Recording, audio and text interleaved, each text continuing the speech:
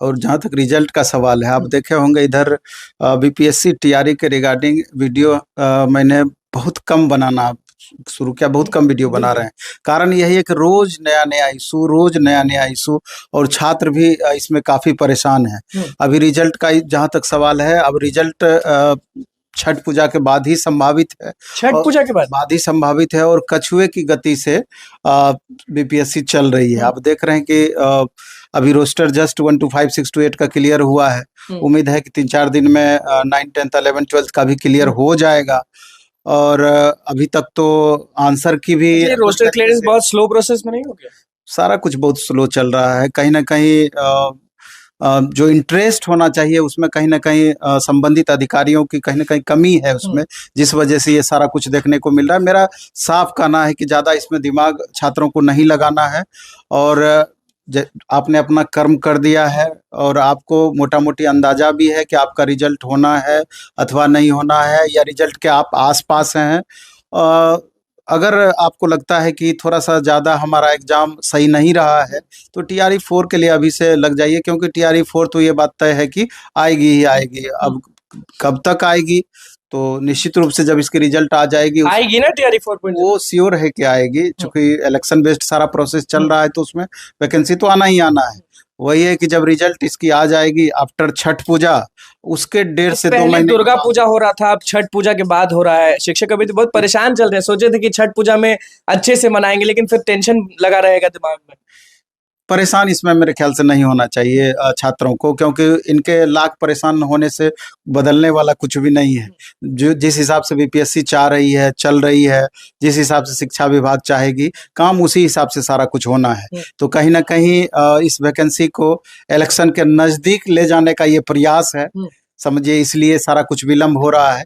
खाली हम ये चाहते हैं कि कहीं ये विलम्ब जो हो रहा है, ये कहीं गड़बड़ी इसके वजह से ना हो, ये संशय सभी छात्रों के डर क्यों है नवीन सर को? ये डर क्यों? नहीं, जनरली देखा जाता है कि जब भी कोई वैकेंसी रिजल्ट में या प्रोसेस में विलम्ब होता है, तो जो रिकॉर्ड रहा है अभी तक का, खास करके बिहार का, तो इंटरनल, खासकर बीपीएससी का इंटरनल कुछ न कुछ गड़बड़ी होने की आशंकाएं रहती है। हम ये नहीं कहते हैं कि गड़बड़ी हो जाएगी, लेकिन एक आशंकाएं रहती है।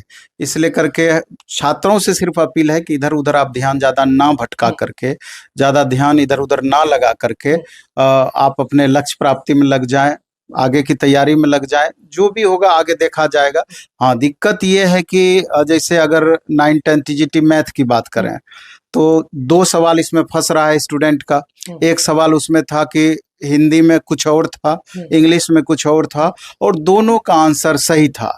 तो यहाँ जो हिंदी भाषी छात्र हैं उनको खासा नुकसान हो रहा है बीपीएससी के गलती के वजह से, क्योंकि यहाँ तो आप देख रहे हैं कि 1 नंबर के मार्जिन पे कितने छात्रों में उथल पुथल हो जाना है। अब जब बिहार, जो कि खुद हिंदी भाषी प्रदेश है, तब जाकर के अगर हिंदी भाषी छात्रों के साथ अन्याय हो रहा है, आप अंतिम रूप से अंग्रेजी को मान्य कर रहे हैं, तो ये कहीं ना कहीं छात्रों के साथ निश्चित रूप से नाइंसाफी है। हालांकि एक अपील जो शुरू से लगातार किया जा रहा है कि जो भी परेशानियां आपको है, तो आप सीएमओ को मेल कीजिए, और सीएमओ मेल को गंभीरतापूर्वक, अब तक मेल ही करना पड़ेगा अभ्यर्थियों को, दूसरा कोई ऑप्शन नहीं है। आप मेल कीजिए, और उसको गंभीरतापूर्वक लेती है सीएमओ, और उसको फॉरवर्ड करती है बीपीएससी को, शिक्षा विभाग को, इस पर अमल करने के लिए। अगर अधिक से अधिक संख्या में आपका मेल जाता है, तो मे बी कि आपकी बातें सुनी जाएगी, क्योंकि हम तो अपने स्तर से न्यूज़ 18 के संवाददाता रजनीश जी को 2-3 बार ये व्हाट्सअप किए हैं, उनको कन्विंस भी किए हैं। चूंकि हम लोग की डायरेक्ट बात बीपीएससी चेयरमैन या संबंधित अधिकारी तक नहीं पहुंच पाती है, नहीं हो पाती है, लेकिन मीडिया वाले, कुछ मीडिया वाले वैसे हैं जिनकी पहुंच वहां तक होती है, कुछ को अलाउ नहीं होता जो भी मैटर है। तो मे भी कि हमको लगा कि ये अच्छा माध्यम हो सकता है, अगर उनको कन्विंस किया जाए, माननीय बीपीएससी चेयरमैन को अगर वो कन्विंस हो पाते हैं, तो मे भी इस पर पुनर्विचार करें।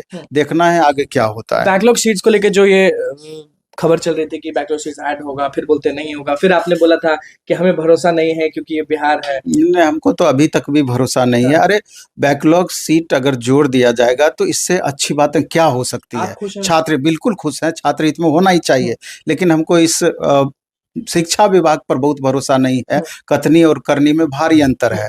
आप देखेंगे कि माननीय मुख्यमंत्री जी के ट्विटर हैंडल से ट्वीट होता है और बाद में चल करके वो डिलीट हो जाता है, बातें बदल जाती है।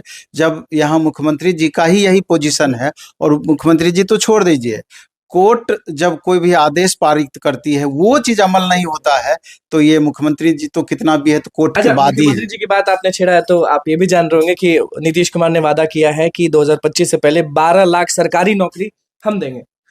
हमको लगता है कि मुख्यमंत्री जी को अपनी वादा पूरा करना चाहिए। और जो कि ऑल ओवर इंडिया लेवल की अगर बातें आप देखेंगे तो बिहार ऐसा प्रदेश अभी है कि जितना सेंट्रल गवर्नमेंट वैकेंसी नहीं निकाल रही है उससे ज़्यादा बिहार में निकल रहा है। इसकी तो आपको तारीफ करनी होगी। प्रोसेस में जो भी परेशानी है, प्रोसेस में परेशानी वन कैंडिडेट वन रिजल्ट को लेकर के है, वेरिफिकेशन प्रोसेस में बदलाव को लेकर के है, और वेरिफिकेशन प्रोसेस में बदलाव को थोड़ा सा गंभीरता पूर्वक सुन रहे हैं कि इधर लेने की बातें चल रही है। तो अगर इस पर भी थोड़ा सा अमल करती है। वर्टिकल हॉरिजॉन्टल वाला जो मामला था महिला आरक्षण को लेकर, उसको लेकर कुछ मामला ये भी कोर्ट चला गया है। अब आगे क्या आदेश आती है, क्या चीज अमल में आदेशानुसार हो पाता है, क्या चीज अमल, तो ये बात की बात है। एसीबी से बात आपकी कुछ हुई है या नहीं हुई? क्योंकि एसटीटी वाला जो रिजल्ट है वो अब तक नहीं आ रहा है और सारे लोग कमेंट करके बोलते हैं कि एसटीटी रिजल्ट कब आएगा कब आएगा। हमको तो लग रहा है कि एक बार तो हमने फेक बातें बोली थी कि कहीं डेटा मिसमैच तो नहीं हो गया है बिहार स्कूल एग्जामिनेशन बोर्ड के द्वारा। इतना विलंब शायद इसी वजह से हो रहा है, शायद इसी वजह से इतना देर हो रहा है। लेकिन बाद में बताया जा रहा है कि कहीं ना कहीं डेटा मिसमैच ही हुआ है, जिसके कारण से इतनी परेशानी हो रही है। हाँ, बिहार स्कूल एग्जामिनेशन बोर्ड के द्वारा इसे लेकर के विलंब हो रहा है, ऐसा बताया जा रहा है। तो अब देखिए कि मे बी कि पहले टीआरई 3 का रिजल्ट आ जाए, उसके बाद स्टेट का रिजल्ट। और बीटेट वाला जो चीज बीच में आया था कि 2025 से पहले बीटेट हो जाएगा, टीआरई 4 में बीटेट वाले बैठे नहीं। अब जैसे ये प्रकरण इसलिए करके अभी चल रहा है कि जैसे 6 to 8 में कंप्यूटर के शिक्षकों की बहाली की बातें अभी जोर पकड़ी हुई है कि 24,000 प्लस कंप्यूटर शिक्षक की बहाली की संभावनाएं हैं, और ये अमल होता हुआ दिख रहा है।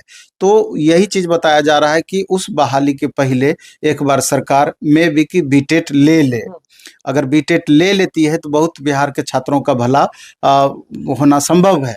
तो अब ये बातें कितनी धरातल पर उतर पाती है, ये कुछ दिनों के बाद ही पता टीआरई 4 में क्या चाहते हैं? क्योंकि कुछ शिक्षक अभ्यर्थी जब हम यहाँ पहुंचने वाले थे उनका कहना था कि नवीन सर के यहाँ जा रहे हैं तो बोलिएगा कि कॉमर्स का जो सीट है वो बढ़ा दिया। एक्चुअली में कॉमर्स वाले छात्रों की बात कहें या इकोनॉमिक्स वाले छात्रों की बात कहें तो निश्चय ही इनके साथ अन्याय हो रहा है एक तरीके से। देखिए, हाँ बिल्कुल, क्योंकि जितनी सीटें इकोनॉमिक्स में खाली है, जितनी सीटें कॉमर्स में खाली है, आप बहाली देखिए कितनी हो रही है, वैकेंसियां कितनी आ रही है।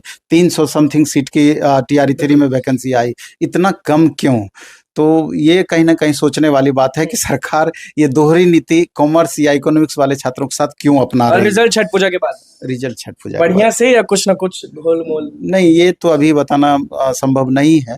हम तो बेहतर की ही उम्मीद करेंगे, देखिए आगे क्या होता है। चलिए देखिए।